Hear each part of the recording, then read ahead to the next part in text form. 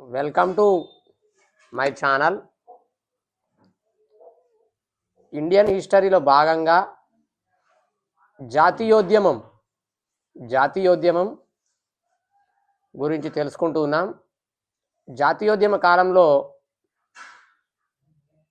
మహారాష్ట్ర, బెంగాల్, పంజాబ్లో జరిగిన సంఘటనల గురించి తెలుసుకుందాం. జాతీయోద్యమ కాలంలో ముందుగా మహారాష్ట్రలో జరిగిన కార్యక్రమాల గురించి తెలుసుకుందాం. Please subscribe, like and share my channel. జాతీయోద్యమం మహారాష్ట్ర ప్రాంతం విప్లవ జాతీయోద్యమ ప్రధాన కేంద్రం. 1897లో పూనాలో ప్లేగు నివారణ చర్యలను అమానుషంగా అమలుపరిచిన కారణంగా విక్టోరియా మహారాణి పట్టాభిషేక వజ్రోత్సవం నాడు రాంట్ ఐరిస్ట్ అనే అధికారులను చాపేకర్ సోదరుడుగా ప్రసిద్ధిగాంచిన దామోదర్ చాపేకర్, బాలకృష్ణ చాపేకర్లు హత్య చేశారు. తర్వాత వీరిద్దరిని ప్రభుత్వం ఉరితీసింది. మహారాష్ట్రలో విప్లవకారుల్లో ప్రధానమైన వినాయక దామోదర్ సావర్కర్ తన సోదరుడైన గణేష్ సావర్కర్తో కలిసి మిత్రమేళ అనే సంస్థను స్థాపించారు. ఈ సంస్థే 1904లో అభినవ భారత్ సంస్థగా రూపొందింది. ఈ సంస్థే 1904లో అభినవ భారత్ సంస్థగా రూపొందింది. ఈ సంస్థ కార్యక్రమాలను గణేష్ సావర్కర్ నిర్వహించారు. దామోదర్ సావర్కర్ లండన్ వెళ్ళి శ్యామ్జీ కృష్ణవర్మతో కలిసి అక్కడ ఇండియా హౌస్ను ఏర్పాటు చేశారు.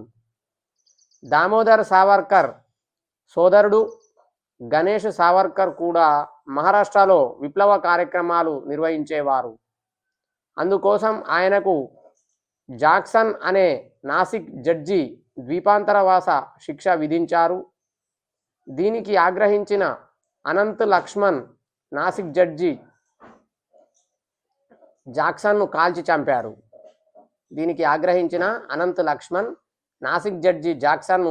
చంపారు. ఇది నాసిక్ కుట్ర కేసుగా ప్రసిద్ధి చెందింది. ఈ కుట్ర కేసులో దామోదర్ సావర్కర్కి యావజ్జీవ కారాగార శిక్ష విధించి అండమాన్ జైలుకు పంపించారు. బెంగాల్లో జరిగిన సంఘటనల గురించి తెలుసుకుందాం. హింసావాదానికి బెంగాల్ ప్రధాన కేంద్రమైంది. స్వదేశీ ఉద్యమాన్ని అణచివేయడంతో సమరశీల జాతీయవాదులు ప్రవాసంలోకి వెళ్ళి తమ కార్యక్రమాలను కొనసాగించారు. బెంగాల్లో మొదటి తీవ్రవాది జ్ఞానేందర్నాథ్ బసు తన కార్యకలాపాలను మిడ్నాపూర్ ప్రాంతంలో చేపట్టారు. బెంగాల్లో మొదటి విప్లవ సంఘమైన అనుశీలన సమితిని 1902లో కలకత్తాలో ప్రమోద్ మిత్రా, బరీంద్ర కుమార్ ఘోష్లు స్థాపించారు.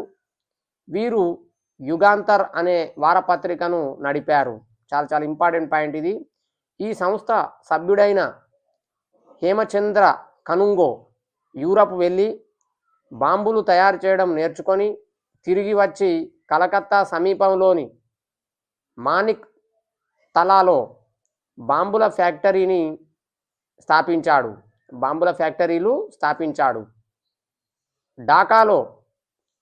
ఢాకాలో అనుశీలన్ సమితిని పులిందాస్ స్థాపించాడు.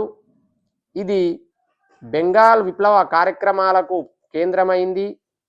ఆనాటి బెంగాల్ యువ ఉగ్రవాదుల్లో ముఖ్యమైన వారు ఖుదీరామ్ బోస్, ప్రఫుల్ల చౌకీ. ముజఫర్ న్యాయాధికారి కింగ్స్ఫోర్డ్ హత్యా పథకాన్ని ఖుదీరామ్ ఖుదీరాం బోస్ ప్రఫుల్ల చౌకీలు రూపొందించారు. ఇది విఫలమై ప్రఫుల్ల చౌకీ ఆత్మహత్య చేసుకున్నాడు. 15 ఏళ్ల బాలుడు ఖుదీరాం బోస్ను ఉరితీశారు. ఆ తర్వాత బ్రిటిష్ ప్రభుత్వం విప్లవకారులపై అలీపూర్ బాంబు కేసును నడిపి అరవింద ఘోష్, హరీంద్ర గోషాయితో సహా 39 మందిని నిర్బంధించింది. ఈ కేసులో అరవింద ఘోష్, అతని సోదరుడు బరీంద్రనాథ్ ఘోష్, స్వామి వివేకానంద సోదరుడు భూపేంద్రనాథ్ దత్తాలను కూడా ప్రభుత్వం నిందితులుగా పేర్కొంది. ఈ క్రమంలో హరీంద్రనాథ్ గోషాయిన్ను హత్య చేశారు. మరో ఇద్దరికి ఉరిశిక్ష విధించారు. 36 మందిని కఠినంగా శిక్షించారు. వారు బెంగాల్లో యుగంధర్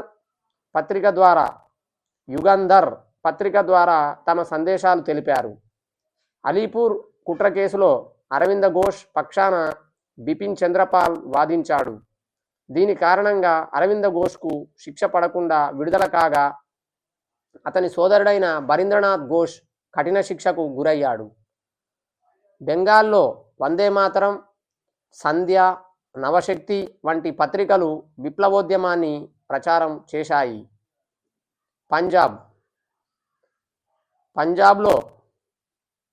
పంజాబ్లో బ్రిటిష్ వారికి వ్యతిరేకంగా తిరుగుబాటు చేయాలని ప్రచారం జరిగింది.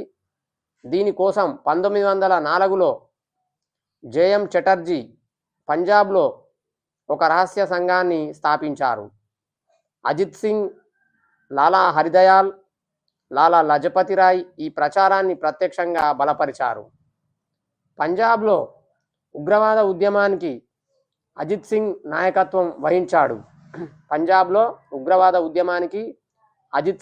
నాయకత్వం వహించాడు.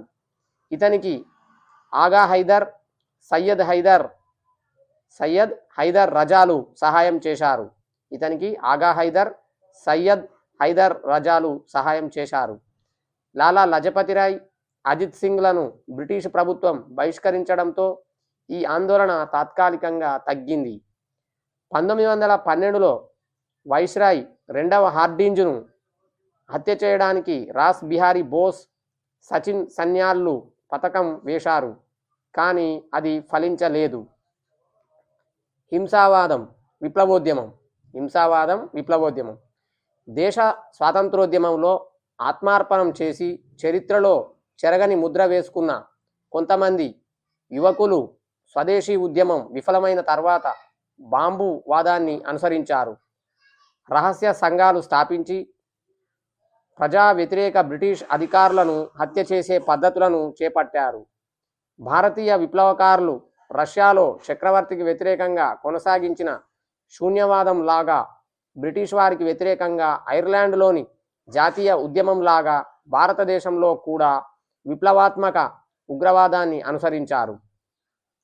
భారతదేశ తూర్పు ప్రాంతంలో అనుశీలన్, జుగంతర్ సంస్థలను, దేశ పశ్చిమ ప్రాంతంలో అభినవ భారత్ సంస్థను స్థాపించడంతో విప్లవ కార్యక్రమాలు దేశంలోని పలు ప్రాంతాల్లో కొనసాగాయి. నాడు ఉగ్రవాదుల ప్రభావం ఎక్కువగా బెంగాల్, బొంబాయి ప్రాంతాల్లో ఉండేది. విదేశాల్లో కూడా ఈ ఉగ్రవాద కార్యక్రమాలు విస్తరించాయి. బెంగాల్, పంజాబ్, మహారాష్ట్ర ప్రాంతాలు విప్లవోద్యమ హింసావాద కార్యక్రమాలకు కేంద్రాలయ్యాయి.